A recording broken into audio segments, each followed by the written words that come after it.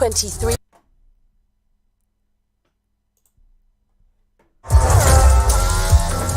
Welcome to F123's official.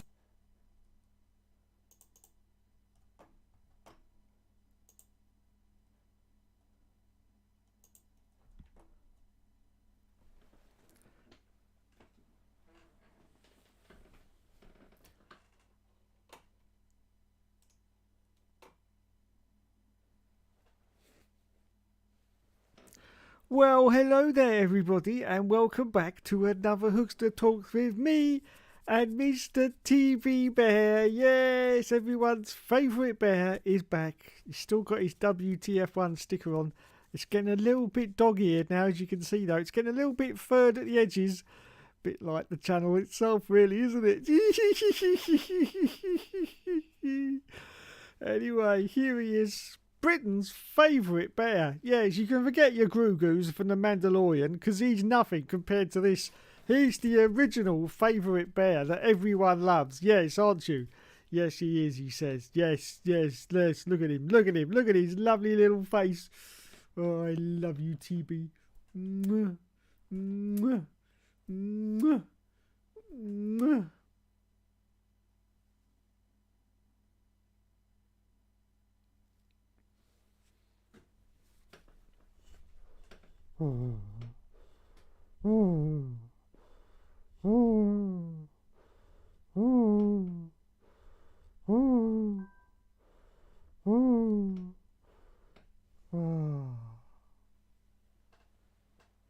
Fantastic.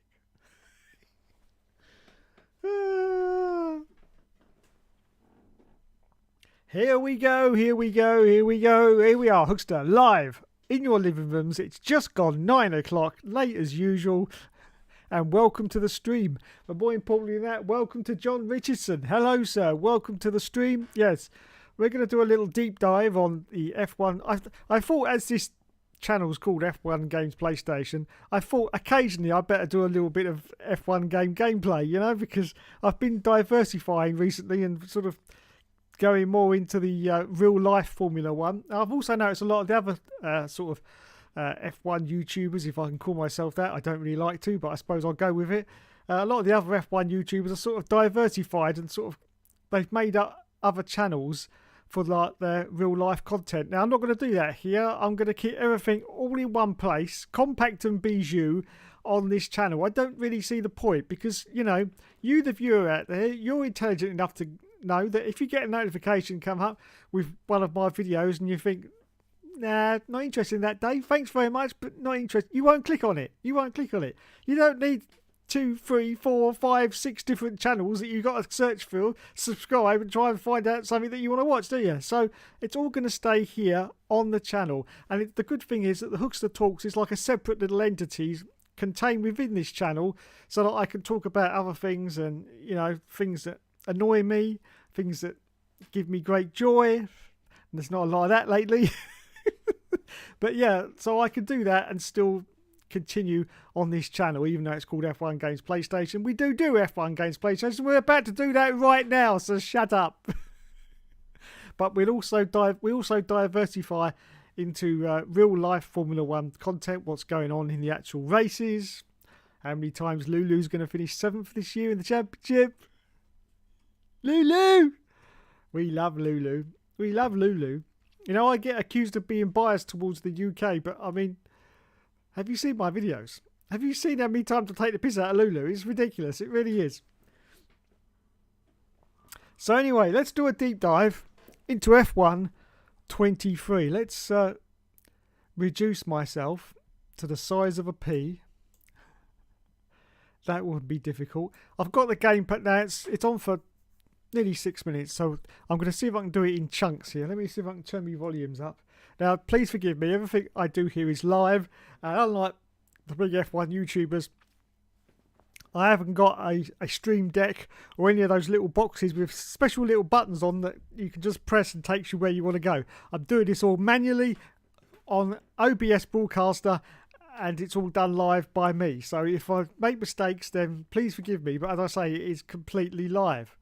So I'm just going to check the volumes right on this. So we start. It's Natalie Pinkman doing the commentary on this. Very nice. Let's see more women in Formula One. That's what I say. So that's good. Let's have a look. Just going to play the first 30 seconds of this, and then we'll sort of do a little bit of a lookie. So let's see. Welcome to F123's official Deep Dive Part 1 with a focus on new gameplay features, handling improvements, new circuits and more. F123 delivers a universal leap forward in gameplay with innovation to the vehicle physics engine for improvements to handling, low-speed traction and overall drivability. As a result, you'll feel more predictable and authentic vehicle behaviour on track in 3 key areas: acceleration, braking and rotation. Now let's just stop there. This actual part is very exciting. Now, of course, they've done this as a direct response to F122, which a lot of people have said has got horrible handling and, most importantly, horrible traction.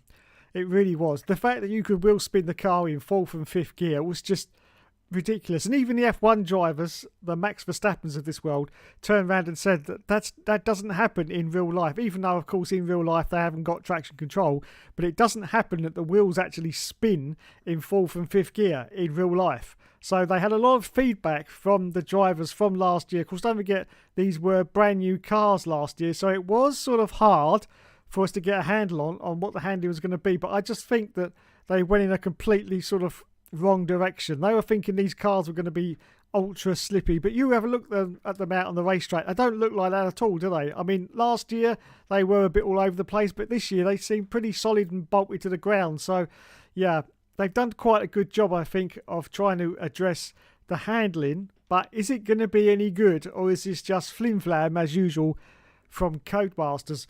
Couple of things I'd like to say. Number one, this wasn't widely reported. In fact, it was hardly reported at all by Codemasters, and they seem to have brushed it under the carpet. But the fact remains that their chief handling man, David Greco, has now left Codemasters. He did, though, finish making the handling model for F123 before he left the company. So this product for this year, F123, is a David Greco handling product. But then so was last year's. So, you know, you've got to weigh that up, really. But the only concern I've got is that, of course, now David Greco has left, obviously, you know, the whole of a game isn't made up from one man. But he was really bigged up by Codemasters as their sort of chief handling man. He was the one that was responsible for getting the handling right on these cars. And I just fear that if the handling's okay and they start coming out with some patches, if they start going the wrong direction, there won't be that David Greco guidance to put them back on track, and they could end up going in completely the wrong direction at all, which is not going to be good. I've just got that little doubt. And of course, this is now going to carry on through into 2024 because David Greco has gone. It's like when Adrian Newey left Williams in 1997. He made that car, he designed that car, and then he left right at the start of the 97 season. The car was great until about the halfway point because there was no real sort of development going on the car because they didn't really know how to do it because they didn't have that guidance from Adrian Newey. And then the car started to drop down in performance a little bit through the mid part of the season. It did pick up at the end, but through the mid part it started to pick. And that is how I fear could be happening with the Codemasters game for this year and going into next year. Now, obviously, there was a man, you know, a team being supervised by David Greco. He wouldn't have been just him doing the handling. So there was probably, I don't know, 3 or 4 other guys there doing it. And possibly one of those has now stepped up to be the chief of the handling. So it's not like, you know, they're starting again from scratch. That they would have had a team. But I'm just a little bit concerned whether this momentum could end up stalling at about the halfway point of this game cycle. And we could be in a sort of the same problems that we had in F122. Because if you remember, when that came out of the box, F122 had really good handling. In fact, the first time I played this game, I was really excited. And I said to the leader of our racing league that we're in that, yeah, I'm getting some good vibes from this game. And then a couple of patches down the line, they changed the handling, and they seem to have changed it for the worse. And then even more patches down the line, they just seem to be going even more in the wrong direction. And this is how I fear it could be going with F123. But anyway, we will persevere, and hopefully that's not going to happen, and everything will be fine. What I do like is, though, that they have actually addressed that. Not only have they addressed it, they've come out and said it in a video that, you know, traction, that was the key problem with F122, was traction. In fact, I would go as far to say that this F122 on a pad was almost impossible. There was no way you could ever play it with no traction on a pad, unless you're, I don't know, Japanese and about 16 years old, I don't know, or a superhuman. That's the only way you could have played that, with a pad with no traction. But even on medium traction, it was a very difficult beast. And so most people on pads had to resort to going to full traction control, which is a definite step backwards from previous years when, of course, we could all run no problem on medium traction control if you were driving with a pad. So it is good that they have addressed this. I just got a few doubts whether this is going to actually work or not. Anyway, let's have a look and see a little bit more about this video. To achieve this, the development team first updated the physics calculations for the slip of tyres and how this interacts with the inertia of the car itself. Real F1 team feedback has been incorporated into F123 gameplay. You know, when the guys at Codemasters and the team came approaching me to say, look, we've tweaked the new game, give it a go, see what you feel, things you like, things you don't like. Felt like there's been quite a big change with it. Wait. They asked Anthony Davidson for feedback? Are you sure? Come on, he wasn't exactly a Michael Schumacher in the Formula 1 world, was he? Let's face it. Jeez Louise, what was he in? Toyota, wasn't it? Was he in BAR as well? I can't remember. It was a long time ago. But bloody hell, he wasn't exactly a star in Formula 1, was he? Yeah. So there you go. They asked Anthony Davidson for feedback. Whoopsie! Anyway, let's continue. Balance between aerodynamic grip from the cars and mechanical grip from the tyres was fine-tuned to get it much closer to real life, in turn enhancing the authenticity of every drive. The way the engine delivers torque has been refined, making it more progressive relative to your gear and throttle input, which enriches all of these other changes to make throttle response more realistic. Now that is good. I like that. The way they said that it's been made to make throttle response more realistic. That was one of the fundamental problems with 22, was the throttle response. A tiny little bit too much throttle and your car turned around on a sixpence. It really did. Sometimes you could spin your car half a dozen times in a race. It was ridiculous. There was far too much throttle input on F122. So I'm really glad that they have addressed that as well. And as Natalie said there, they got input from real Formula 1 drivers. As I said earlier at the start, that's exactly what happened with the Max Verstappens when he said, you know, that this is not how a car performs in real life. So it's good that they've done that. So we're just looking at the sort of HUD view here at the moment. You can see it's pretty much the same, but they have got a new sort of graph at the bottom here, as you can see, when you're going into the green sectors and you have to change your gear and what have you. So this part of the screen looks a little bit more streamlined, a bit more refined, as you can see. It's very difficult to tell from these screenshots and, you know, bits of video, because it goes by so quickly exactly how much has sort of changed. But I do like the actual look of the head-up display there, I have to say.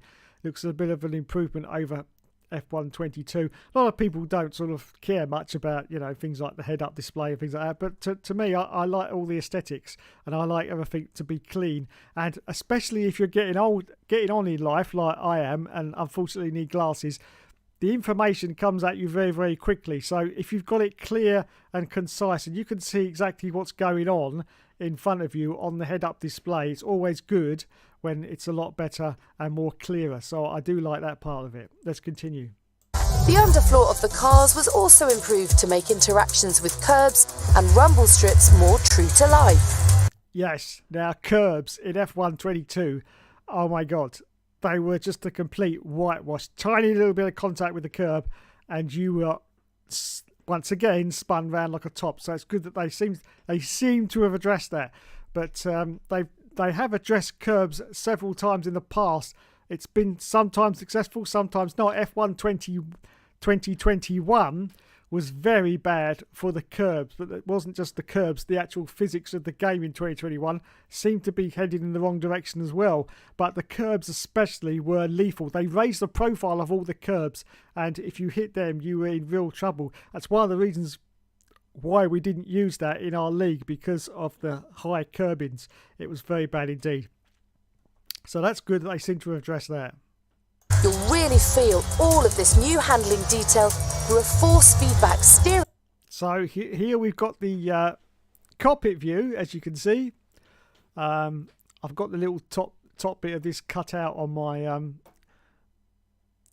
OBS display, but you've got 23 is on the left hand side and 22 is on the right hand side. So you can see some differences in the cockpit display. I don't know whether the actual steering wheels have changed from 22 to 23 in real life, or whether this is just Codemasters refining their game engine. I'm not quite sure, but you can see clearly here on the head-up display and on the cockpit view that the display in the middle seems quite a little bit bigger than it was last year, as you can see. Well, it may just be a slightly closer cockpit view. In fact, just looking at that now, it does look like it's slightly zoomed in a little bit on F1 23 than it is over last year. So I think the actual steering wheel look and feel is probably about the same. But yeah, it looks pretty similar, but once again, a few refinements there for all you pleasers of stuff like that. Wheel, but controller drivers, listen up. Introducing Precision Drive Controller. This is what's getting me excited, especially when she said controller drivers, listen up. Technology in F1 23. A transformative controller input tech to enable a more precise and rewarding driver experience on standard controllers. Whether your driving style is smooth or aggressive, Precision Drive will elevate confidence for controller players, especially during those intense wheel-to-wheel racing moments that make F1 so thrilling. Now this has got me really excited. This has got me really excited. One of the things I've had a problem with in the last, 4, 5, 6 F1 games is I feel that I can't push. Now, lots of people will know I'm a very aggressive driver, and I like to push the car also to its limits. But in the past 4 or 5 games, I feel that I haven't been able to do that due to the weight balance of the cars. Now, if anyone remembers, I think it was 2019 was possibly the last one. You actually had ballast on the car, and you could move that ballast around in different positions in the car. Then they got rid of the ballast for, I think it was 2020, and ever since then I felt I haven't been able to push the car as much, especially into the corners. It always felt to me to be unsettled. Now, what Natalie is saying here is that if you are a quite aggressive driver, it'll adapt and you'll still be able to push it into the corners. Now, for me, that sounds great. Whether it's actually going to work or not, I don't know, but for me, that sounds excellent, because in the older F1 games you could do that. You could bung it round corners willy-nilly and you wouldn't lose the back end of the car. It would be fine. But in the Codemasters games, I just feel, especially in the past 3 or 4 years, you haven't been able to do that. I've always in these games been very wary of going into the corners, which is something I never even gave a second thought of in something like, 2017, 2016, never even occurred to me to take it easy in the corners. But ever since I think 2020, I've had to, because they got rid of the ballast, which you couldn't, sort of move around, because I always like to have a lot of ballast onto the rear of the car. But they got rid of it. And I felt straight away, as soon as that ballast had gone, that something had changed for me in the car, and it was a bad change, and I just couldn't get used to it.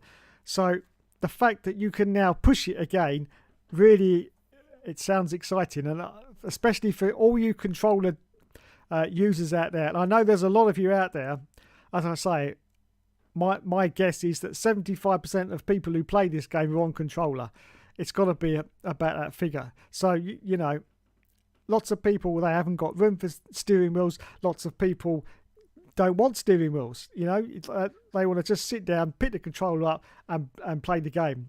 They don't want to sit there, plug in a USB, make sure the pedals are properly balanced properly, you know, get the steering rotation right, and that stuff takes for bloody ever. And like, you're talking half an hour sometimes before you even start. And a lot of people, you know, they can't be bothered with that. So this does sound pretty exciting. Whether it comes to fruition or not, I don't know. But at the moment, yeah, it sounds pretty decent. Let's continue. Real F1 race distances range anywhere from about 44 laps to 78, give or take, depending on the circuit. When you're playing a video game, you might not want to commit to a full Grand Prix, even though it'd be the most realistic experience. To alleviate this, F123's new 35% race distance option creates an ideal balance that enables you to use a realistic race setup and strategy where tyre wear is still crucial, but you're not having to commit to race a full-length Grand Prix. 35% race distance was first pioneered for F1 esports. Here we go. I knew they'd get the F1 esports in. Still flogging their dead horse, aren't they? Yes, F1 esports has been using 35%. I'm quite excited for 35%. I might actually even use that in the all seasons. It's not going to affect the length of the videos because they're all edited anyway, so I can still knock them down to their usual 10-minute totals. But I just would enjoy the extra few laps because 25% is, you know, it's a little bit too short, but I always find 50% is a little bit too long. The last like third of a 50% race is, I think you'll agree if you're playing it, a little bit boring if nothing's going on. So yeah, the 35% would be a nice and happy medium. Of course, we had different sort of levels back in the day. Of course, on F1 2010, the god of Formula One games, you could play at 20% and you could play at 30%. I'm not so sure about 40. I can't remember if 40% was included as well. And then you could go to 50% and then you could go to 100%. Of course, F1 games in the past, you could have multiples. I remember some of them you could do 75% races as well, which I always enjoy because it used to cut out that last boring bit of a Grand Prix. But yeah, so now we can do 35% races. It won't add anything really to like league races because I can't see them doing it, but in the career mode it would be rather good to be able to do, you know, like that extra 7 or 8 laps of a Grand Prix, which, you know, is good because I always find 25 it's over very, very quickly.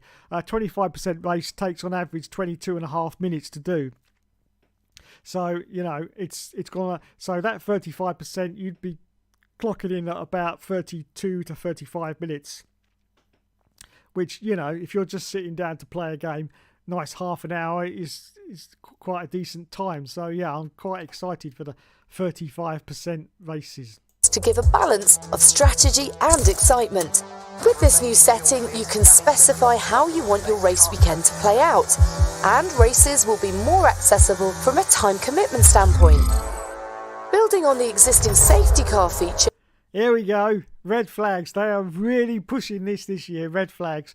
Red flags, of course, I think 2014 was it? The 2014 game, I think, was the last game where we had red flags, which, if you think about it, considering the generational leaps we've had with the PlayStation 4 and now we've got the PlayStation 5 as well, it seems absolutely crazy if you think about it, why we've waited this long for the return of red flags. Well, the answer to that really is because red flags, just like the safety car, which has never really worked in these F1 games, red flags are very, very difficult to implement. So many situations had to be put in, and calculations and computations had to be put in place for the red flag for it to come into effect. That's basically why they haven't, or Codemasters have been reluctant to have the red flag for so long, because it has been very difficult to implement. I suppose due to the fact of last year's real life races when they had, you know, a lot of red flags, and this is continuing into this year's championship as well, they've been more likely pressured into saying, well, yeah, this is not really realistic now, is it, not to have any red flags? So that's why it's now been reintroduced, because it's not a new feature. No, it's not a new feature. We had red flags. I can't remember when red flags first came in. I know we didn't have them in the 2010 game, but I think we may have had them. Was it 2011? And then we had them 2011, 12, 13 and 14. I think 14 was the last game on PlayStation 3 where we had the red flags, because I know there was none on 2015. There wasn't even a safety car on 2015. So yeah, that was probably the last game. So yeah, as I say, it's not a new feature. No matter what they try and hype it up to be, but it's a returning feature to the F1 games. Red flags are now in the game in F1 23. The system now monitors track conditions and determines whether to trigger a virtual safety car, a full safety car, or a red flag. There it is, everyone. Red flag. I'll just read the top for you in case you can't see, because it may be cut off. It says, red flag, race suspended, cars to line up in the pit lane. Do not exceed delta pace.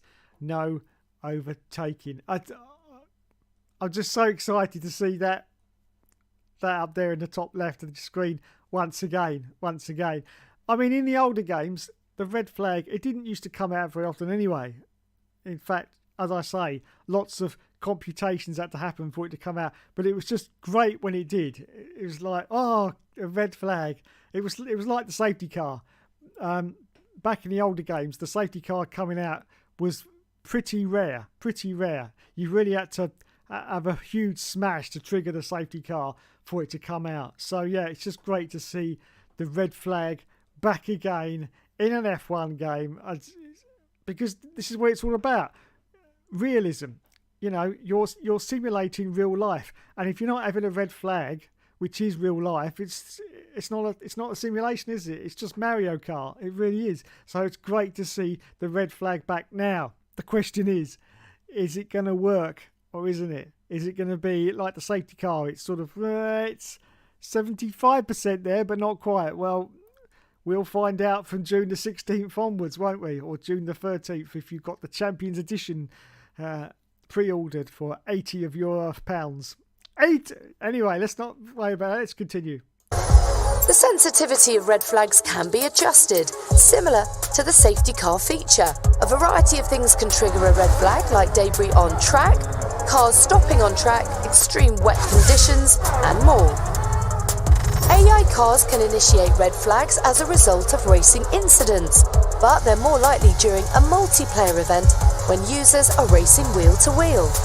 Now, if you notice, this is actually my team, because the cars, you can see from the liveries here that they are the my team liveries. One thing they did confirm for this year, of course, just to remind everybody, is that there'll be no customizable liveries for this year's game. Whatever liveries are in the game, those are the ones you'll have to play with.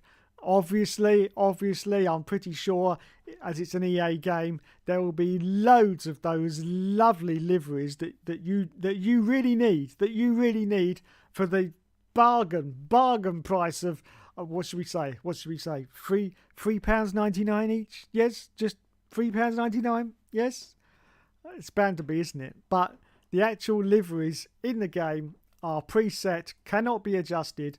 I'm pretty sure there'll be a different livery for every team, so you'll have about 10, 11, maybe 12 different liveries that you can choose, but you can't customize them. But to be honest, that's not a big loss, because the customization of the liveries in all the previous My Teams for 2020 and 2021 was pretty pathetic. It certainly wasn't Gran Turismo style livery editor, was it? It was very basic. You had just a few colours, a few different designs that you could change, and that was about it. But you really couldn't make your car your own. It really wasn't, that kind of customization. It was very basic. So to lose that is not a great loss, to be fair. The new red flag feature also adds a new strategy element to race day. Under a red flag, you're allowed to adjust your race strategy, fit new tyres, and repair some damage, just like in real F1 races. 2 brand new circuits arrive in F1 23, Las Vegas and Losail. The highly anticipated... Now that Las Vegas track there, as you can see, that, I must admit, looks gorgeous. Now, of course, these could be pre-rendered. I'm not quite sure. Obviously, this is video from possibly a high-end PC render of the game. But, you know, we've got PlayStation 5 now, so I'm pretty sure that the graphical power of the PlayStation 5 is pretty much going to match whatever it is we're going to see from this game when it comes out on June the 13th. And as you can see, Las Vegas circuit looks pretty decent. And it has been confirmed now that this track, and I think the other new track, the La Salle track, has been laser scanned. Now, laser scanning and Codemasters is not usually two words you like to put together, because Codemasters' usual route of doing these circuits is from photographs. They usually just get thousands of photographs and then they pick out all the details from that, and that's how they build the circuit. But this circuit and La Salle has actually been laser scanned. So if anyone doesn't know what that is, basically it's a truck or a car, some kind of vehicle anyway, with a sensor bar on the front of it, and it goes up the circuit. It goes very, very slowly indeed, because as it's going up the circuit, it is scanning the track from left to right, and it is going very slow. It takes a very long time just to do one lap of the circuit. I think something like about a couple of hours, I think, maybe even 4 hours. But as it's going up, this laser, as it says, laser scanned, this laser scans from left to right, up and down the circuit. So if you can see my mouse pointer here, so it's basically doing that as it's going up the circuit, scanning each individual. And the advantage of that is that when you're doing it from a photo, you have no sort of basis for scale. You can't see exactly how, and that's why Codemasters made a lot of mistakes in the past with corners not being correct, you know, the tracks not being the width that they're supposed to be, because it's very difficult to get a sense of scale from a photograph. Very difficult indeed. So by laser scanning it, you are actually going from left to right of the track, and apparently the accuracy is within about a centimetre, maybe 2 centimetres for the whole of the circuit. That's how accurate the laser scanning is. I think you'll agree, is pretty decent. It's just a shame that, I mean, some of the circuits we've got in the current F1 games still date back to the 2015 game. Yes, that they haven't sort of updated, and they're not going to laser scan them. I think what's going to happen is that all future circuits on the calendar will be laser scanned. And so that's good news. But unfortunately, all the tracks that we've got at the moment that aren't laser scanned, they've still got their problems. But hopefully over time, but I think it's going to take a very long time, because as I say, the time it takes to laser scan one track anyway, we may end up eventually with all the tracks laser scanned, but that could be like 2026 before that happens. So yeah, I think Codemasters, they're just going to do the new tracks and get them laser scanned. But yeah, Las Vegas, I have to say, from that picture there, does look very impressive indeed. The Las Vegas circuit has been built from the ground up in F1 23, and the game will be the first chance for fans and F1 drivers themselves to experience the track ahead of the race. In-game, the track will be as accurate as possible. It was designed from thousands of reference photos from around Las Vegas. A huge amount of photogrammetry data was acquired from the Vegas Strip for ultimate authenticity. For La Salle, official... Yeah, as you can see, they said it was taken from photos, but they have confirmed it was laser scanned as well. So there you go. FOM computer-aided design combined with ArcGIS World Atlas aerial imagery, height data and photogrammetry of the circuit were integrated to create the most accurate representation of the new track. And when F1 23 launches, you'll be able to race at some additional fan favourite circuits like Portimao, Paul Ricard and Shanghai.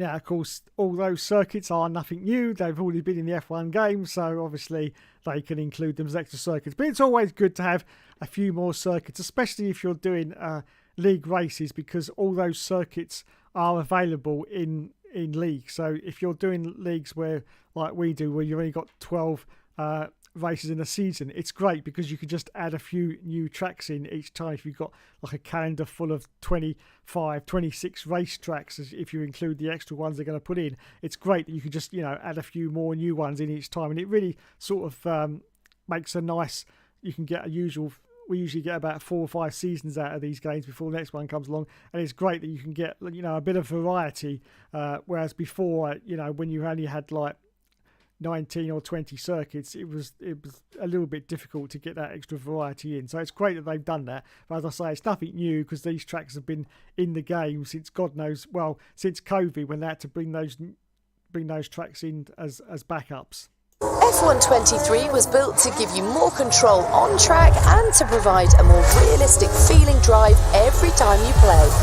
Tune in to part 2 of the F123 Deep Dive series on the 19th of May.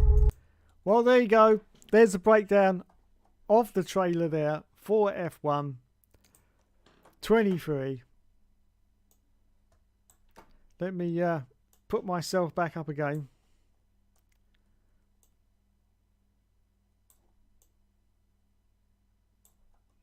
Okay. Whew. Sorry about that in the comments. I couldn't reach across to have a look at the comments while I was doing that. It was a little bit difficult. So let's go to the comments now and see what all you lovely people have been saying. Loaded my tablet. I do apologise, as I say, it is all live. Yes, I've got a budget of 0 pence for this channel. Yes, budget is 0 pence. That's why I've still got Lotus cameras in reverse. That's actually my left side, and it's showing up on cameras on my right hand side. Very strange, but anyway, yeah, that's why I've got Lotus Trilogy for the Amiga. That's how poor I am. Yes. Come on, let's go to the comments. Where am I? Here I am.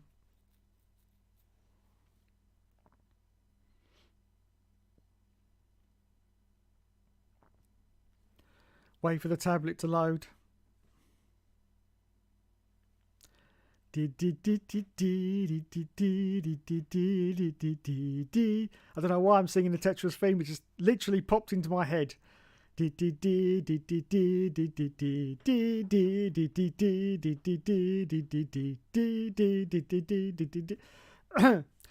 is the story of my life. Look, that's all I get all the time. A loading screen. Come on! Oh, here it goes. Right, let's get to the lovely comments. Hello, Mr. Helium Trophy. He says, and me distracting you with female cyclists. I know, but that's good. I like being distracted by female cyclists, especially with those tight, like... Anyway, let's move on. Matthew says, where is my Dommy? I spoke with the Dommy just before we come on here, so behave yourselves. If you're good, I might let you talk to him. Poochie Ed says, we finally might be able to run F123 with no traction control. I use medium TC on F122. Also, hey Dave, hello sir, welcome to the stream. Yes, hopefully we will be able to. I hope so anyway. Lol, says Matthew. Helium Trophy says, Anthony, I tested Jensen's tyres that won him the Hungarian Grand Prix Davidson. Yeah, I know. It just seems very strange to have asked him, really. I mean, he wasn't exactly the best in F1, was he? Let's face it. Pushy says, finally, I reckon we can adjust the new steering rate option to make it feel similar to F105 handling. Now, that would be good. That would be good if you can do that. Yeah, I used to love that in like F105 that you could adjust the handling. And then they went and changed that for F106 and you couldn't.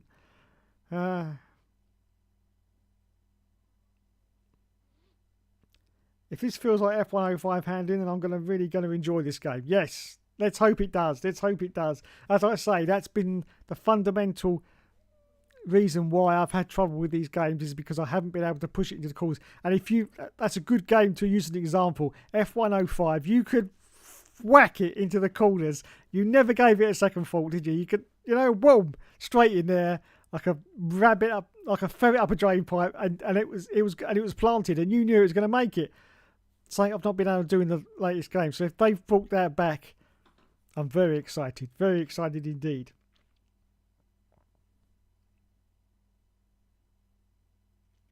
Red flags on F1 2011 to F1 2014, I think. Thank you, Mr. Pucci. Yeah, I thought it was about that. I know it wasn't in F1 2010 because that was their first game and, you know, they said they couldn't get it out in time. And I think it did come along in 2011 onwards. Hello, Scott. Welcome to the stream. He says the Qatar track is great on the MotoGP games. It is it? Oh, that's good. Might be good on F1 then. He's a rather video over us viewers, unbloody liberal. Okay. Blano Plenty says the Vegas track actually looks good. Yes, it does look good. It looks very good indeed, I have to say. Now, I know the video said that they did it from pictures, but I did read that they did actually laser scan it as well. So it was pictures. I mean, they do all the tracks through pictures, but they also have like the I think it's called the CAD system, isn't it? Computer aided design, which is how they laser scan them as well. So yeah, that is incorporated, and that is something that they haven't done in the older tracks. All they do is they get it from the pictures, and that's why, as I said earlier, you get mistakes in like the track. You get mistakes in the dimensions. Thing was, back in the old days, like the PS1 games, nobody worried about stuff like that. I mean, if you look at the original F1 game and you look at Monaco, the Monaco track is so wide, it's unbelievable. You could get 3 cars wide, and that's not how wide the track is. You could get 3, but nobody cared. It was a PS1 game. It looked good. It played good. We, as our young minds, went, "This is great. We love it. We don't care. Yeah, it's great." So we didn't care about stuff like that. But of course, as time's gone on, things have got more complicated, and people care about stuff like that. And of course, with the emergence of iRacing and all their tracks are laser scanned, Codemasters have had to sort of, step up to their A game a little bit here. And of course, as I say, I think all the new tracks now will be laser scanned. Now, of course, how that affects when we finally get this next generation game, F1 game, I don't know, because they'll have to start every single track from scratch. But I still don't think they'll do that. I think they'll still add them in the memory files and just update them. I can't believe that if they're still using tracks from F1 2015, that they're going to update those, that they're going to start all those tracks from scratch again. I don't believe they will. I think they'll just, as I say, put them in the PC and just tweak them, update them a little bit, because I can't see it. Of course, when the PS5 only version of F1 comes out, which I'm 99% sure is going to be F1 24, I really can't see it coming out on PS4. Of course, then I don't know what Codemasters are going to do. But of course, once again, they could be crafty, because don't forget the PS5 is backwards compatible and plays PS4 games. So it's still entirely possible for Codemasters to just input all the old tracks that they've had since 2015 into a brand spanky new PS5 version, put it on their PC, update all the graphics to all the tracks. It's a lot simpler than building it from scratch still, so I think that's probably what they'll do. So we'll still have the 2015 version of Spa in F1 2024, I'm pretty sure. Yeah, of course, if the PS5 wasn't backwards compatible with PS4, it would have been a huge headache for Codemasters. They would have had to start every track from scratch. So they must be absolutely ecstatic that it's actually backwards compatible. Because as I say, I think they'll just input the PS4 tracks as usual. But any future tracks will get updated to be in laser scan, which is great news, great news. Plano Pletty says, Tahilian Trophy, I think Anthony Davidson was commentating on that particular Hungarian Grand Prix. And I think he said, yes, I can't believe I was the only one commentating. Martin Brundle, what have you done? There you go. Right, well, I've been waffling for 48 minutes already. Let's go and see who we can find.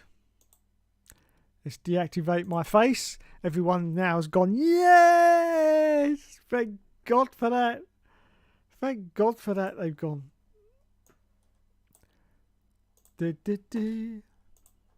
Right, as I say, I did speak to the Canadian before I came on air, just testing my Facebook, so let's see if he's about now.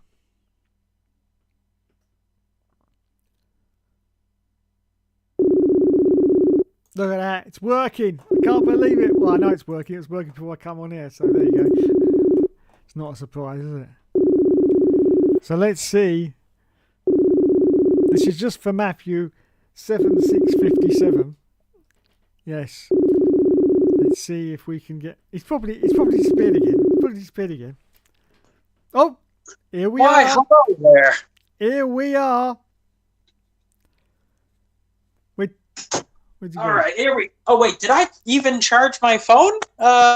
Okay, well it's plugged in now, so we are safe. Oh yes, I did. I did charge my phone. Okay, that's good. That's Okay. great. Hello everybody. Hello. Thank you, Dave, for having me. How's it going? No problem. Going very well.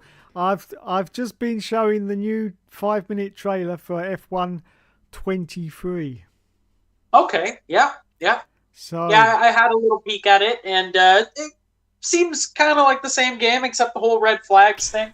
Seems like they're focusing on like a story-esque career mode, which seems well interesting, interesting. to say the least.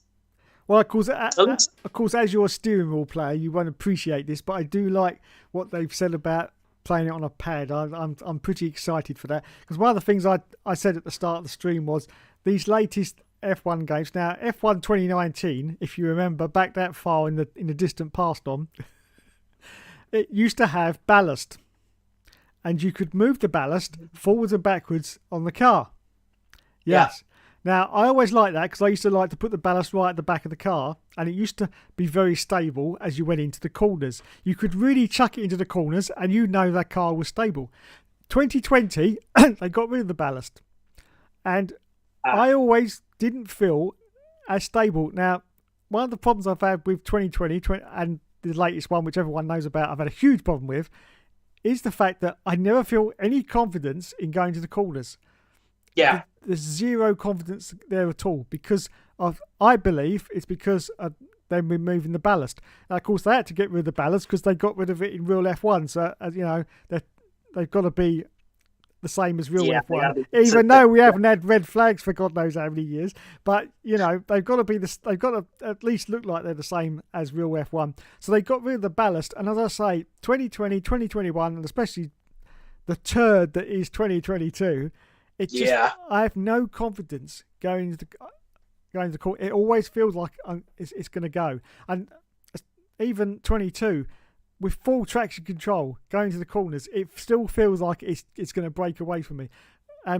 For me, that's horrible because I am a very throttle down, gun it to the floor driver, and I like to have the confidence that I'm going to, I can just bung it straight into a corner. But it's just been missing. And now Codemasters are saying that kind of responsiveness is going to return to pad players. And I'm very excited about that. Whether it's just the usual Codemasters PR bullshit, I don't know. But it looks good. It looks good. Yeah, I mean, anything that makes pad players have a little bit more confidence and control can only be a good thing, considering most people that are going to play racing games are going to play it on a pad. So I don't see how that's a bad thing. I think that's going to be a really, really positive change if it does come about that way. In terms of the whole ballast thing and how you take the corners, I hope they improve the stability for pad players. I hope they give us more options for traction control. Like in Gran Turismo, for example, how there's a dial from 1 to 5. Right now, it's only off, medium, and full. So it'd be nice if they had like off, low, medium, high, and full, Yeah, I'd like that as well. I mean, there was an F1 game back in the day called F1 2004 where you could adjust the traction control out on the track while you were racing. While you were racing, Dom. There wasn't much. I think it was 25, 50%, and 100%. So there wasn't much scope there. But the fact is, you could have it on 100 going to the corners, and you could turn it down to about 50 going down the straights, and that's what I used to love. But no Codemasters game so far has had adjustable on the fly traction control, and it seems stupid when you consider F1 2004 was a PS2 game, and this is now the era of PS5 and fantastic graphics, 4K versions of games. You know, it's just, I mean, that's why they've had to bring the red flag in because, you know. Yeah, and it's not like they can't do it. In the current games, I mean, as far back as I started playing F1 games in 2016. So, and there's always that little MFD menu in the bottom corner that has brake bias. It has like front wing adjustment. It has differential too. Like, so you can adjust those on the fly, but you can't adjust traction control. Yeah. It seems silly to me. Like, they should does. put it in that little menu, just traction control, and have it as a percentage. They should. So, they should indeed. Oh, yeah. look out. Here we go. The Dominic Orlando fan club is now in my chat. Woo! All right. Unbelievable. Mr. Poochie Head says, Dom, in capital letters, I missed you. The Pooch is back. How's it going, my man? Thanks for tuning in to Hookster Talks. Good to see you again, Pooch.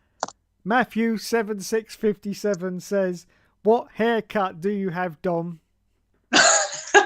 I know, they cut it really short. Oh, man. Yeah, I just got to deal with it, you know? Poochie Head and Matthew 7657 say, my favourite Canadian. That's right. Yeah. Maybe the only Canadian that you guys know, but still, yeah. Well, you're still better than Lance Stroll, so be thankful for that. Oh, that's good. Yep. I'll take that. Oh, dear. And that's about it so far. Oh, Matthew says, I just watched the end of the ERL stream. I pee like that too, to be fair. Okay, I can't quite recognise what the reference was there. I'll have to look at it myself at some point.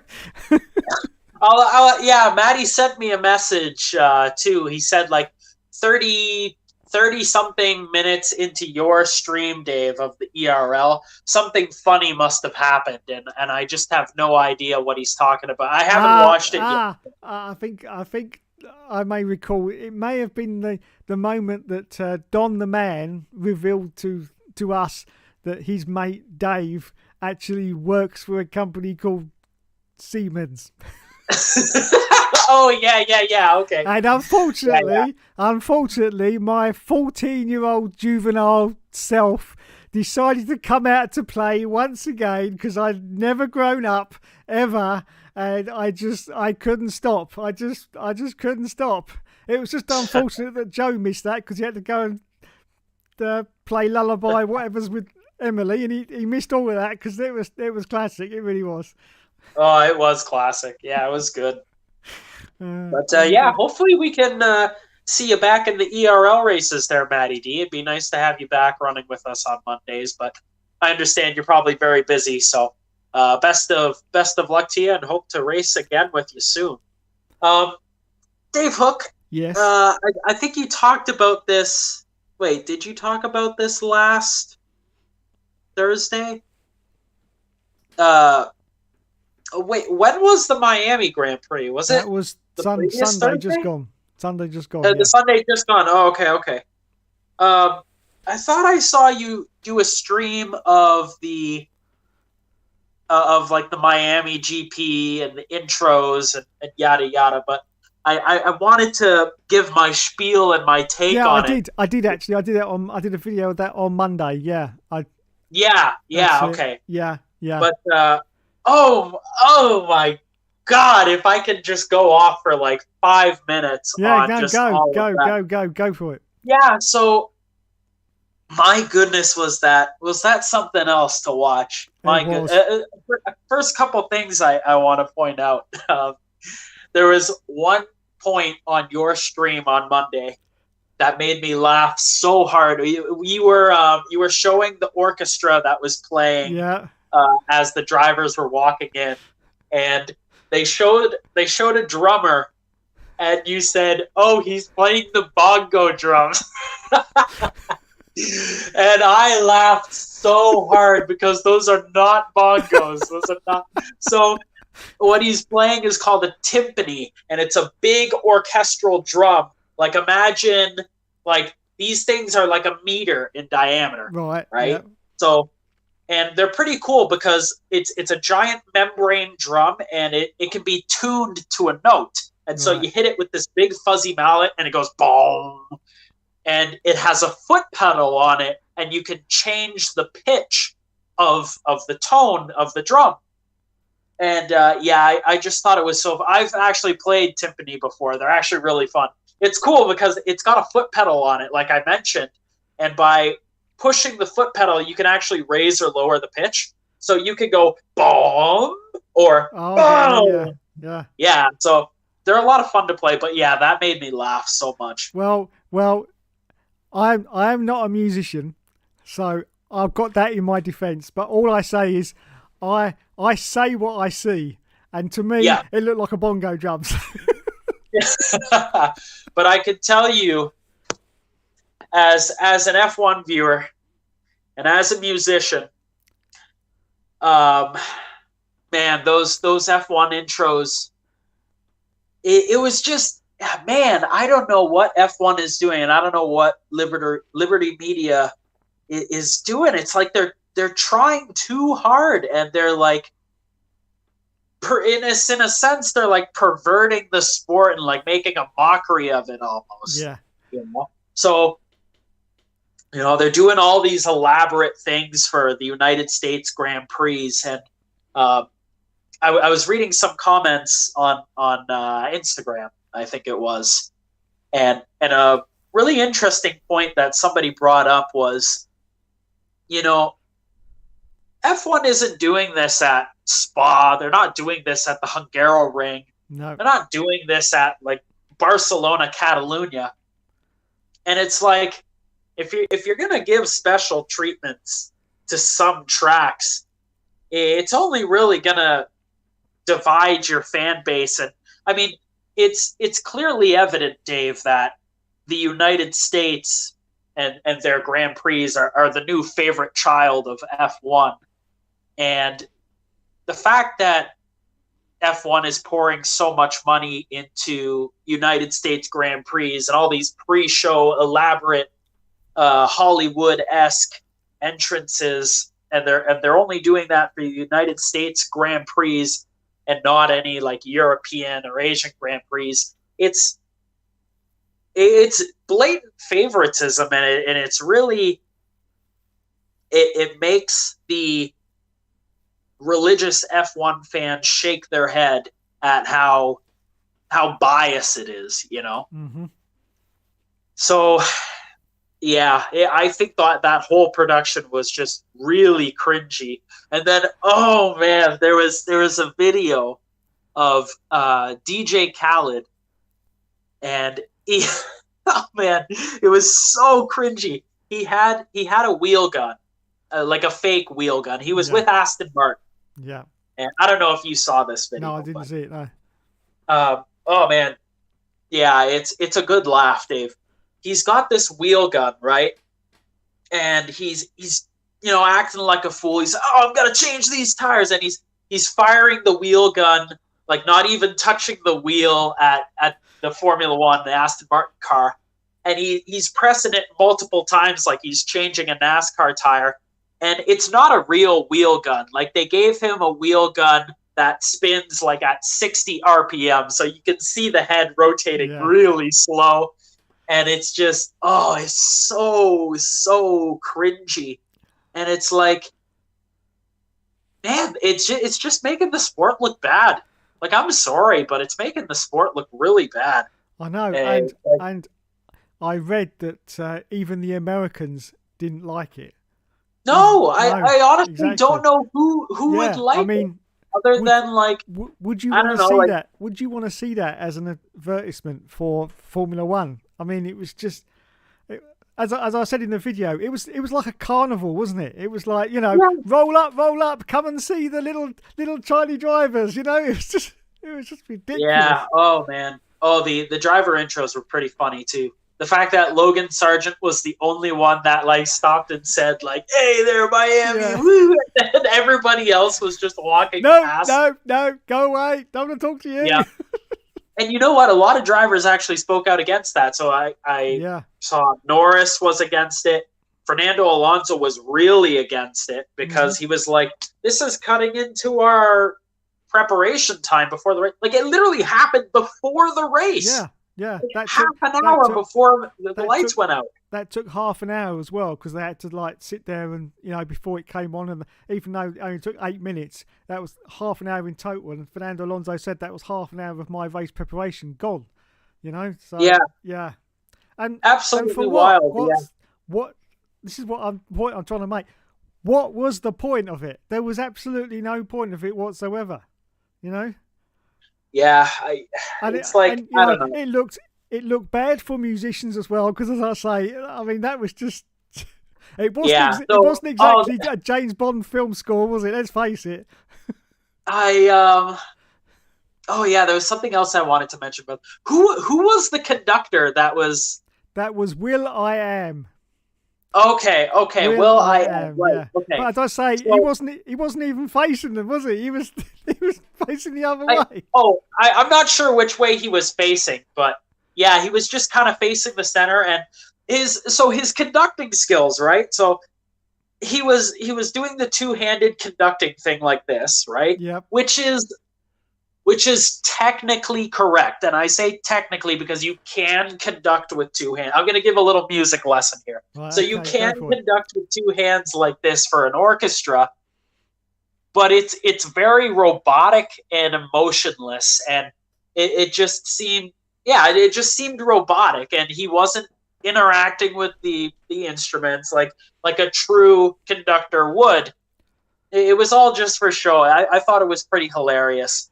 The instruments themselves, actually, I was trying to see whether or not they had something called pickups or electrical pickups. So for the violin players, for example, if they're actually plugged into like a PA system or like a speaker system, they'll have a wire that goes into either the body of the instrument or on the bridge where the strings are, and the wire will run out to like a mixer. Yeah. But I couldn't see that. I couldn't see the violin players with any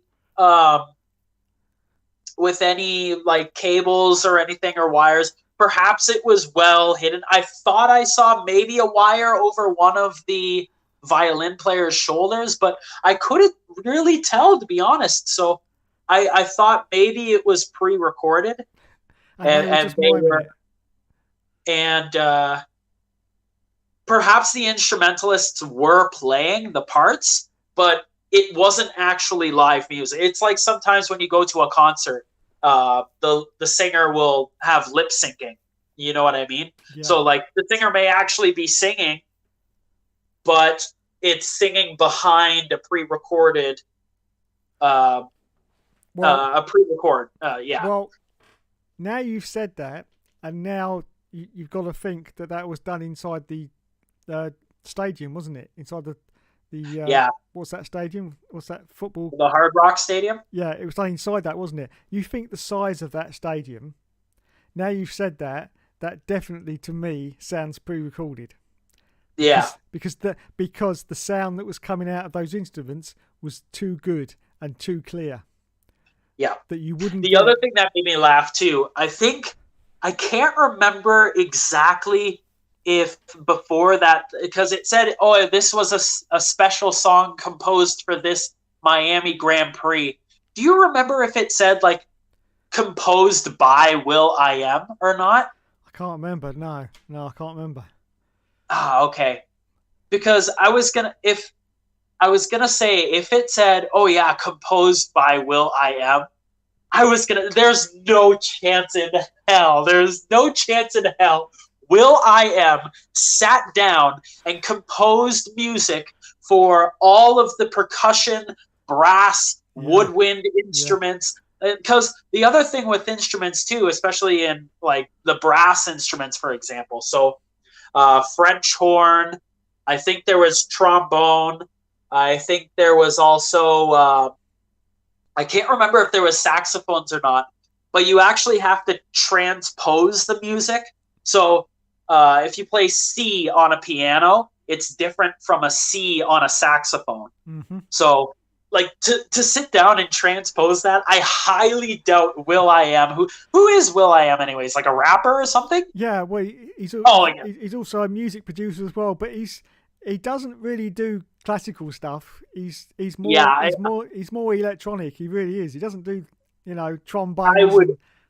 I would be absolutely shocked. I would be absolutely shocked and take back my words.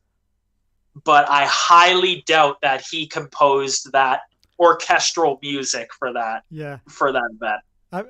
Have you heard of the Black Eyed Peas? The Black Eyed Peas, yeah. That was will.i.am.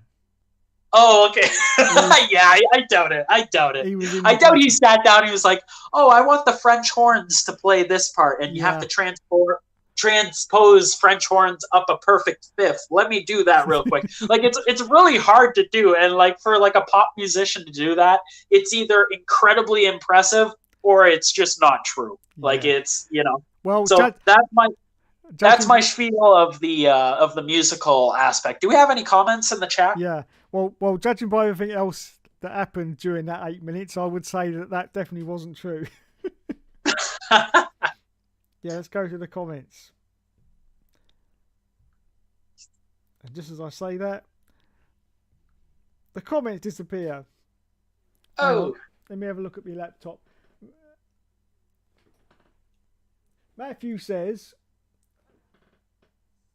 "What made you go into the baking industry?" Family. Family did. My sister was the owner, and so she said, "Hey, or I asked her, 'Hey, do you need a hand with your business?' And she was like, 'Yeah, actually, you want to be my baker?' And I was like, 'Sure.' And so that's what I've been doing. So I gotta say it, Dom. Are you a master baker? I am a master baker. Yes. Good. Right, I've got it. I've got the chat back on my tablet now. Right. Matthew says, "Are you Christian or Catholic, Dom?" There's not much of a difference, is there? I believe I'm Catholic, like Roman Catholic, I suppose you could say. Right. Matthew says, I'm Catholic, but not Orthodox. Okay, yeah, I'm not Orthodox either. I don't think. Like, I'm definitely not Greek Orthodox. But yeah, I think I would classify as Catholic. Yeah. I don't know what the difference is between Catholic and Christian is, like Christianity and Catholicism, but yeah, I think that's my answer. I have to look that up. Scott says, "I couldn't agree anymore, and it's annoying me massively." I presume that's about the lovely 8-minute intros to the F1 things. Matthew says, "Dom needs to do the commentary on an all seasons video one day." He should do. He should do. I've got my 400th episode coming up next week, but I don't think I can get it done in time. So there's a lot of editing to go on that. But yeah, you can come and do an all seasons, no problem. Yeah, I would love to commentate over you racing, cleanly and overtaking cars. Did you just? Hang on, I got to clean my ear out. Did you just say racing cleanly? Yeah, what? I've watched a couple of your all seasons career. I love the way you're really tactful and careful into turn one. Oh, yes. That's my favourite bit. Yes. Always. Yeah. Always. Yeah. Always aware of my surroundings. Yeah, you're really aware that Formula One is a non-contact sport and you truly abide to those rules. So that's right. Yeah. I would love to commentate over your all seasons. Yeah, and to anyone who hasn't ever seen an all seasons episode, I can now do a quick summary of every episode from episode 1 to episode 399. Here we go. And it's go, go, go. Oh, we're going to turn 1. Oh, I'm going to close my eyes. Oh, did he get through? Did he get through? That's it. That's every episode. That's pretty much it. Yeah, every time I watch you go into turn 1 in the all seasons career mode, I clench muscles in my body I didn't know I have, Brilliant. So it's always my favourite part. It's always, obviously, I do it deliberately because it makes it a fun, entertaining video. But for sure. I just love doing it. And the comments I get sometimes, Dom, is unbelievable. It really is. Oh my god, I've got some very passionate commentators sometimes when I'm doing that, you know. Yeah. That's Dear. funny. Scott says, and the prices of food in Miami, oh my god. Oh, Yes. Oh yeah, yeah, I saw that on the internet somewhere about the menu prices. Oh my god, $250 for an hamburger or something, wasn't it? So the other thing too that I wanted to mention was the attendance and the crowding at Miami, because I remember last year that was a big criticism of a lot of Grand Prix, was that they were really packing people into capacity, and there was a lot of complaints of mistreatment of fans, like other fans getting into arguments, accessibility to washrooms and to food. Like a lot of food vendors would run out like in the first like third of the day, and so everybody would just kind of be stranded there without food. And I can't remember where I saw it. Maybe it was the pre-race show, but they let in 30,000 more fans this year at Miami. Like 30,000 more people. That's like a whole city, you know? That's a lot of people. And like, hey, like, give them credit if they had the infrastructure to do that. But considering how many complaints people had last year at many different Grand Prix venues to accessibility and food supply, like, man, you better be prepared if you're going to allow 30,000 more people into your venue, and you better have like up security. You better have spent more money on food and infrastructure, washroom accessibility, just accessibility in general. Like that was a ballsy move in my opinion. Yeah. And I hope they didn't do it out of greed, and I hope they didn't just allow those 30,000 extra people to cram into the stadium for the sake of profit, you know? Yeah, absolutely. Matthew says, I can't lie, I haven't watched F1 for the last 2 races. Just lost my appetite a bit. Well, I don't blame you, Matt. I mean, if my channel wasn't called F1 Games PlayStation, I wouldn't be watching it either.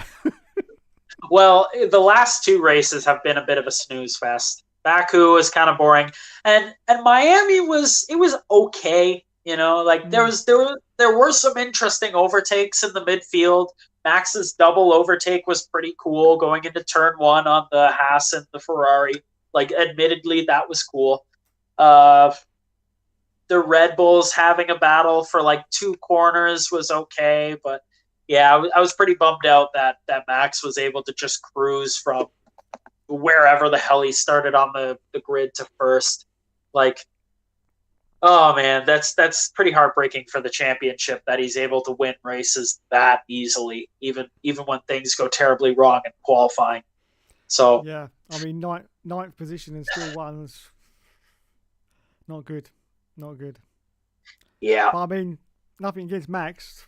As I said, what's he supposed to do? No. Slow down and say, come on, lads, come on, catch up with me. Yeah, no, like his driving ability is incredible. I just wish his personality was a lot better, because then I'd be happy to cheer for him. But I'm hoping Sergio Perez can give him a fight. But my goodness, the pace differential between those two is just, like, in terms of race pace, qualifying, Checo's okay. But like lap to lap race pace, Max has got him covered, you know, and like he's not even by a little bit, by like quite a lot, probably 0.2 a lap on average. So, like, there was a point in the race where Sergio Perez pitted for new hards. Max is on old hards, extending his stint, and they're running the same lap times. Mm-hmm. You know, and I was like, oh, geez, like when Max pits for new tires, he's going to smoke by him, and that's exactly what happened. Yep. So, it's just, man, it's just such a bummer to see that there's probably not going to be a title fight this year. Like, I really hope Sergio Perez can up his game for the rest of the season, but I think at this point it's going to take luck.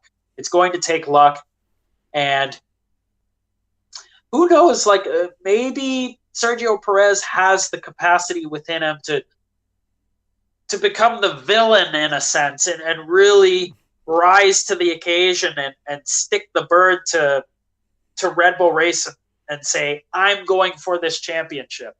Because if you remember earlier in the season, Dave, Sergio Perez, he like tweeted out or he said something on social media like, oh, the team did a great job today. I'm happy to get the win. We're going to keep pushing. I want to be world champion. Mm-hmm. And Red Bull Racing made him take that down.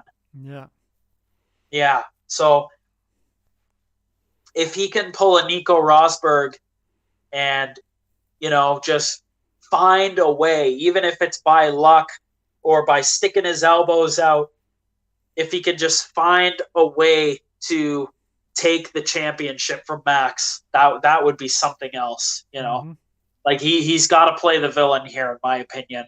And he's got, like, Daniel Ricciardo is waiting in the wings whether or not he cooperates with Red Bull or not, Like, I think with Red Bull Racing putting Daniel Ricciardo as their third driver, I think that's enough of a statement to Sergio Perez in regards of saying, listen, like, you better comply or this guy is waiting. Like, well, what kind of a relationship is that, Well, I've just got some breaking news on you there, because I just heard today that Helmut Marko has said to Nick De Vries that if you don't improve your performance, Daniel Ricciardo is going to take your seat at AlphaTauri. Yeah. So De Vries has been underperforming, has he? Like, Yuki Tsunoda has had an impressive season so far, even though he hasn't scored points. Like, he's dragging that AlphaTauri up to 11th place pretty much every race. Yeah, and if you consider Yuki Tsunoda is considered not to be very good,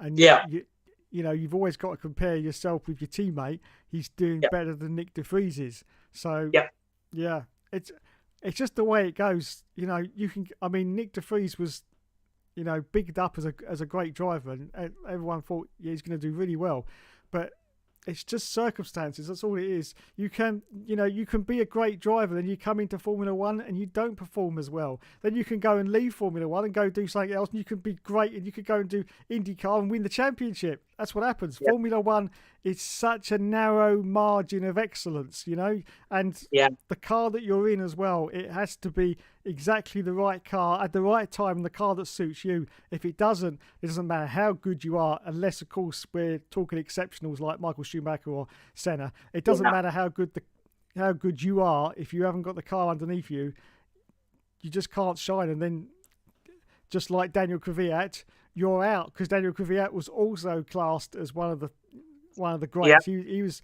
up and coming, and you look at him when he first joined Red Bull. Those early, they were focusing everything on Daniel Kvyat. It was like, yes, and then performance dropped off, got rid of him, and then I can't remember the juggling train they did with Kvyat, because they pushed him off to Toro Rosso, and I think he came back to Red Bull, didn't he? Then they put him back in Toro Rosso. It was just constant juggling act, because they just didn't know what to do with him until they finally got rid of him, because his performance level was very, very uneven throughout his career.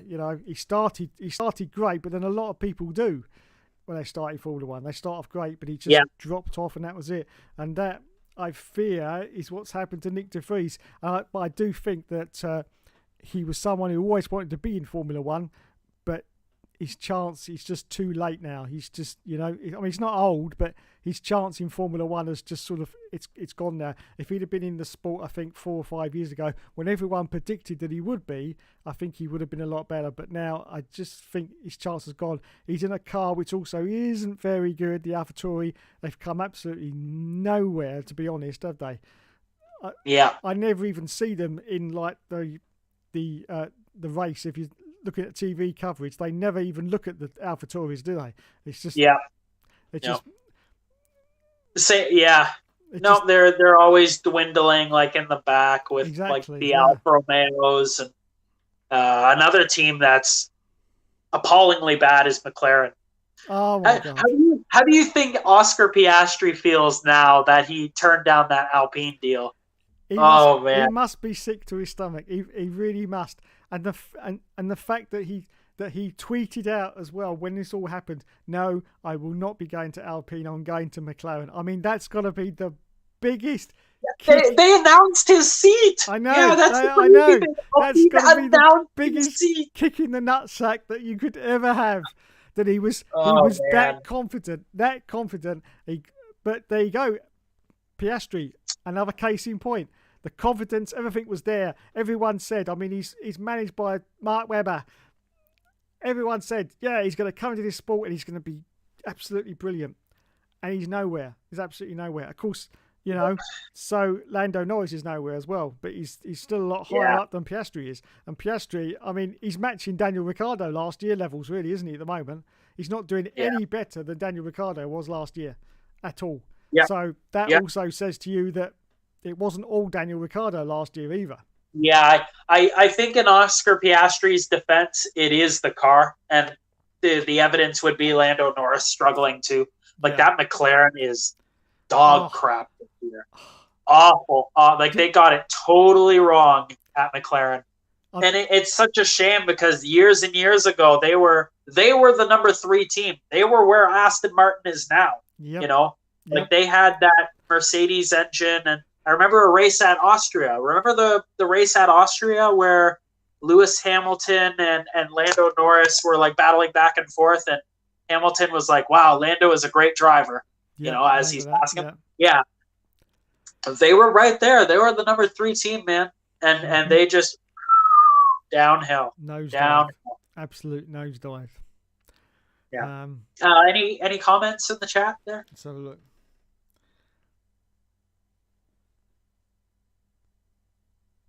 Matthew says, I presume this is about you doing a commentary for me. What about the Carmen Jorda series?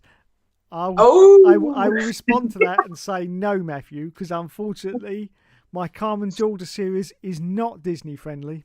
It's not PG-13, so I don't think we could have Dom doing a commentary on it. But I understand where you're coming from, but no, even though he has contributed to an episode in the past.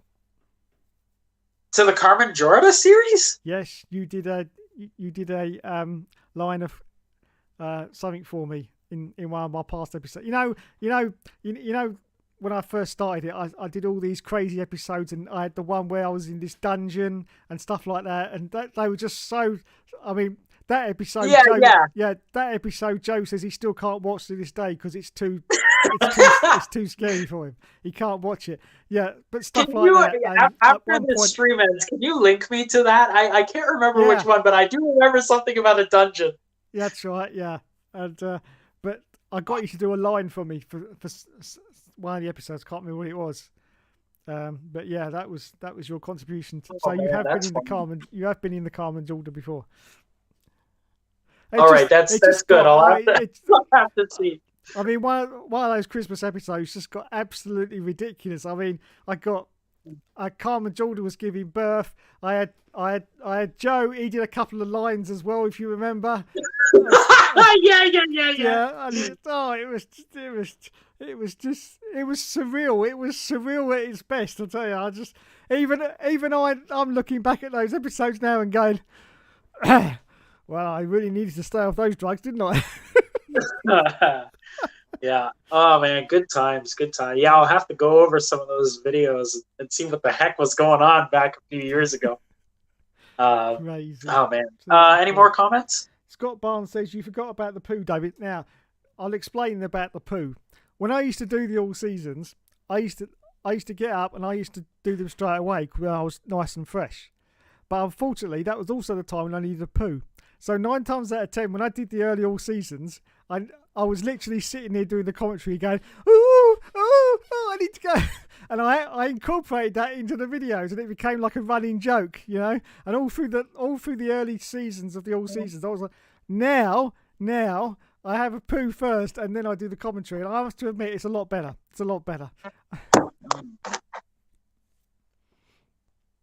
Oh, there we go.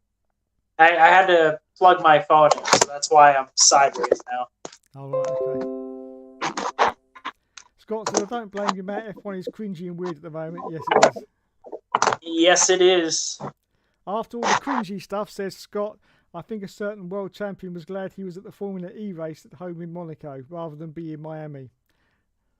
And Dom just mentioned that fella.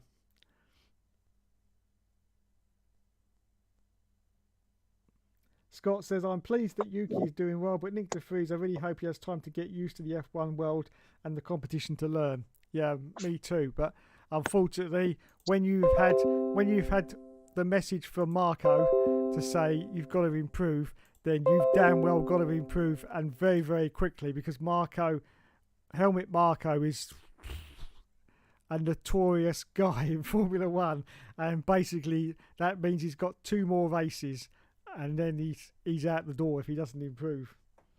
Yeah. Scott says, I don't care what happens to Nick DeFries this season. Nick is a bloody great driver. That's true. Yeah, as I said, he is a good driver. He's done great before he came into Formula One, but as I say, circumstances, you know. Scott says it's all coming out now. Well, it was all coming out then when I did those career mode episodes as well. But yes, that is the truth, and that is why I incorporated into the episodes. But now I'm getting a bit older. I had to slow down a little bit, Dom. So yeah, I get it all out of the way first, and then do the commentary. The things I say, unbelievable. Unbelievable.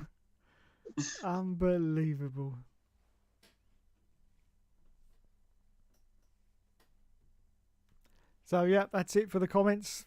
Now, Dom, I want to talk about the absolute brilliant thing I can see in your background called a 12-inch CRT television. There it is.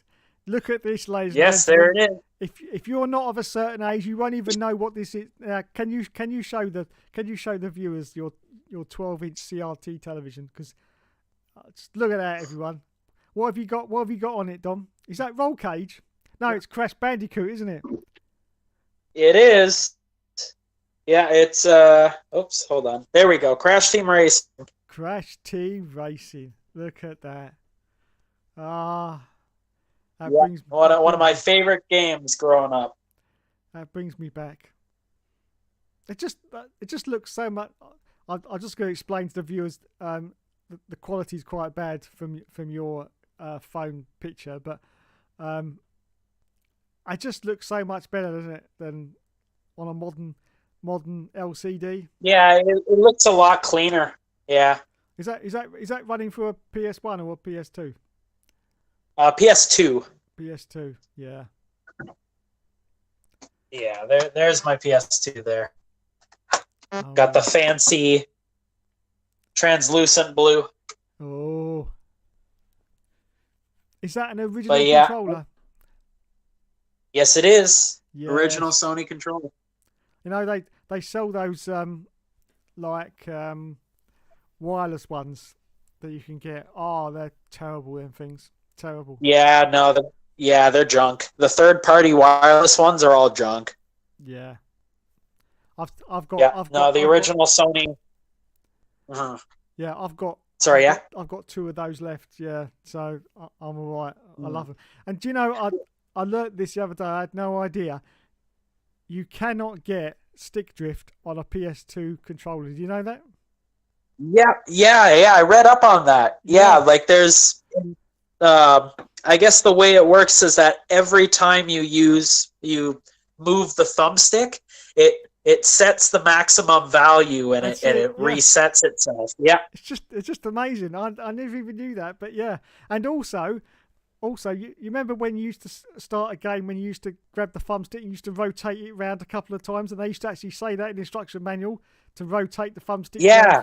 Yeah. Well, if you look at it, when you first start up a PlayStation 1 game or a PlayStation 2 game, the actual analog light goes out for a few seconds to give you enough time to rotate the sticks before the game starts. Okay. Yeah. Oh, yeah. I remember that. Yeah. Yeah, incredible. So, yeah, you never... I never... maybe you know this, Dave. I never understood why the analog light can go on and off for some games. But... like some games, it doesn't matter if the analog light is on or off; they still work. Yes. But I guess I thought it was to turn the analog sticks on or off. But for some games, they just work regardless. So, do you know why there's a light for the analog? If that's the case. Yes, that's a throwback to when they first came out. you could press that button Uh-huh. again, and the light would go green. Oh. And that Oh, was actually, Dave, I think I'm mistaken, actually, because, okay, so the analog light is on, yeah, and I'm able to move it in the menu. yeah. And now when the analog light is off, You can't. now move it's not it. working. Okay, so I guess it is a toggle switch. Yeah. Oh. Oh, okay. Huh. I'll be darned. Oh, But why is it going on and off? There we go. In the original designs for that, you could then flick it again, and that light in the middle would go green. Yeah. And that was for flight simulations. It would lock the analog sticks into the forward and backwards motion, so you couldn't go side to side. Cool. That's why sometimes the light goes out a few times when you're like loading it up, because normally if you had like the old original stick, it would then go onto a green light if you wanted it for a flight simulator. Yeah. Huh. Yeah, cool. Yeah. But yeah, let me ask you this question, Dave. Of all the PlayStation controllers, so the PS1, the DualShock 2, the DualShock 3, the DualSense 4, and the DualSense 5. Yeah. Which is your favorite or most influential? My favourite now I've got all of them is the DualShock 4. DualShock 4, eh? Nice. Yeah. It just feels really natural to me to holding it out of all of them. Obviously, I've got a lot of fond memories of the PlayStation 2 one that you got there, and the PlayStation 3, which was basically exactly the same, only wireless. That it wasn't any different, was it? Yeah. Well, actually, the PS3 I think had the L2 and R2. They had the triggers. Yeah, they had the sliding triggers at the back. It had the sliding triggers and it had the home button in the middle. But apart from that, the actual sort of there we go. Yeah, this is it. This is it.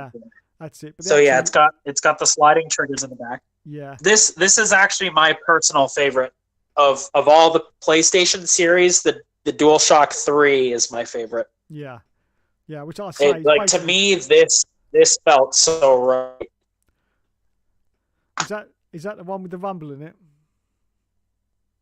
Yep, it has the rumble in it. Wireless, of course. I had to get used to the R2 and L2 triggers, but I like the fact that it's close together, like the DualShock 2 and the DualShock 1. The PS4 is a little more elongated, so the handles are slightly farther apart. Mm-hmm.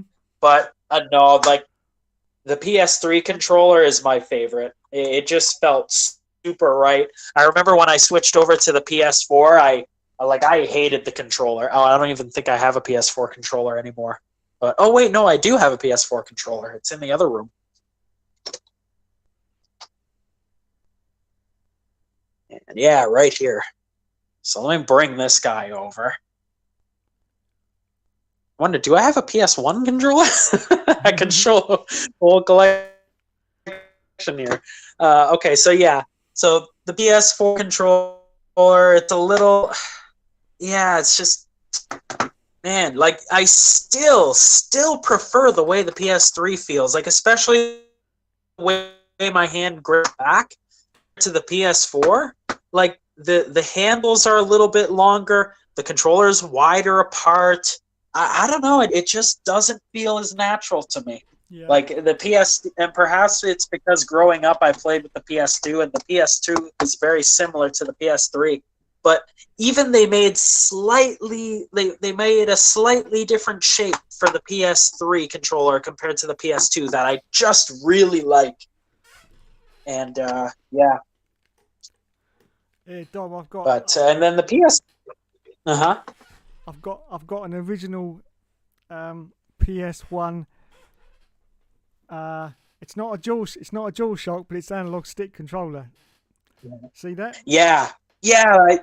Oh, yours has indented. Yes. Analog sticks. Yes, this was one of the originals that came out. But it's not. Wow, I've never seen one with indented Yeah. thumbstick. Was that like original stock? Yeah, original. That was original. That's how they came out. Wow, that's crazy. Yeah. I've never seen one But like that. there's no rumble. There's no motors in it for the rumble. That didn't come out till about a year Mm. later. Yeah, yeah. And also, I used to have one. yeah, and also this is bigger than a standard PS1 controller. Yeah. These Yeah, I remember the dog bone, not the dog bone PS1 controllers, but the PS1 controllers without the analog sticks. Those I don't like with just the D-pad. Yeah, no, I need analog sticks. This controller, now that's what I'm talking about. The NES Max controller, the official NES Max controller. Yeah, this thing is a piece of shit. This was their idea of a thumbstick. You have to like tilt it in the direct. So these are the actual buttons, but you can like rotate your thumb on this thing, and then it's got the A, B.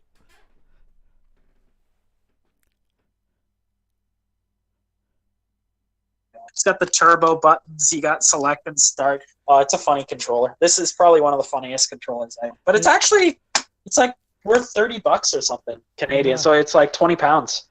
Like it's like a cool little collector's item. What else do I have in here? I have a GameCube controller. These are a lot of fun. Xbox controller. These Xbox controllers are actually... No, they're not comfortable. Never mind. I was going to say, oh, they're pretty comfy. Nope. The 360 controllers, however, are a lot more comfortable. What else do I have in here? I have a fake PS3 controller, third-party N64 controller. Oh, speaking of N64 controllers, here we go. These things are disastrous. Absolutely disastrous. Yeah, I love the color of the buttons. This was my favorite feature of these controllers, was just the colorful buttons. That's pretty much it. And the cool colors they came in. But yeah, other than that, they are an absolute nightmare to use, and to maintain, they are even worse. Do I have anything in here? No, I don't. Yeah, so... Yeah, in terms of controllers for the PlayStation, that's my verdict. The PS3 DualShock 3 controller is my favorite. There you go. I can't. Any comments in the chat regarding controllers? I don't think so. No. Okay. I honestly can't get on at the moment with the PS5 controller. You can't get on with it? Like you're not comfortable with it? No, I can't get on with it. Very weird. It's quite large, eh? In comparison to the other ones. It is, yeah. Like, well, I can't fit them all quite on the table, but like, look at that. Yeah. The PS5 compared to like, I think the PS3 is the smallest one. Like that's a notable size difference. It is. Yeah. It is. So I agree with you on that. Like it feels super boxy and clunky. The arm handles feel like really slippery, like they don't fit into your hand properly. Yeah. Yeah. The rumble features on it is really cool. And like the adaptive triggers is really cool, but I mean, yeah, not the most comfortable ergonomic controller that they've invented. Definitely not. My problem is my DRS button is the X button, and I found with the PS5 controller, it's actually sort of bending my thumb back rather uncomfortably every time I press it, which is weird because when I like that. Yeah, that's it. Yeah, it's on my hand. It bends my thumb back in an uncomfortable position every time I do it, which I never had with the PS4 because I think it's just because it's more sort of chunkier and elongated that Oh yeah. The distance between the analog stick and the X button on the PS4 controller is a lot shorter than on the PS5. That's it. Yeah. Yeah. Weird. Oh man, very weird. Yeah, it's like they spread everything out a lot on the PS5. Yeah. Yep. Very odd. Yes, very odd. There you go. It's progress for you. Oh, shit. I got to plug in my phone again. It's at 1%. Woo! Okay, there we go. Well, listen, Dave. I'm actually going to make some dinner pretty soon. My phone's almost dead anyways. Yep, I'm so, about to disappear as well, so. All right. Yeah, I guess we'll call it there for Hookster Talks. And, wait, is there a Grand Prix this weekend? No Grand Prix this weekend, no. Oh, okay. Yeah, well, we'll talk about it next week then, our predictions. Okie dokie, yes. Okay. Right. Anyways, thanks, everybody. Thanks for having me, Hookster, on Hookster Talks. No problem. Always appreciated. Just before we go, Matthew says, I have a Nintendo Wii. Wii Tanks is still a classic. Wii Tanks. Oh, yeah, that's a great game. I played it at a buddy's house. Yeah, Wii Tanks is a classic. Nice. Okay, Yep. Thank you very much, Dom. Oh, my timer's going on. All right. Thank you, Hookster. It's time for me to take my Viagra.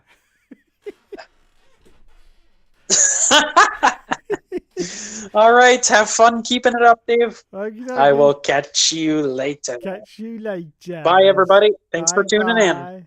Bye.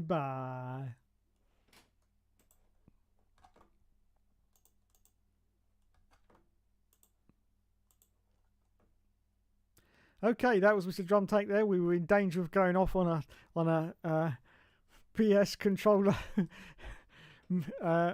memory lane tour there, but we just managed to stop ourselves. So anyway, Scott says F1 2023 comes out on the 13th of June, Championship Edition. My 29th birthday is the day after. Bloody hell, and 30 next year. Don't worry about it, Scott. Don't worry about it. You wait till you get to my age, then you'll have cause to complain. Anyway, thanks everyone for watching tonight. You've been awesome as always. Thanks to everyone in the comments, to Scott Barnes, to Matthew 7657. Also, we had Mr. Poochiehead was in there. We had Mr. Plynal Plessy as well. And Josh Richardson was there at the start. And so was Mr. Helium Trophy as well. So thanks everyone. You have been awesome as always. Hope a little bit of enjoyment, entertainment there from our F1 23 deep dive. There's more to come, of course, from them, which I will have a look at next time they release the video. Probably won't be a Thursday, but whenever it is. And I will catch you again on Sunday for the All Seasons. Thank you, everyone. You have been awesome for me and Mr. TB the Bear. Yes, everyone's favourite bear. We say good night. And we'll catch you again. Thanks, everyone. Laters.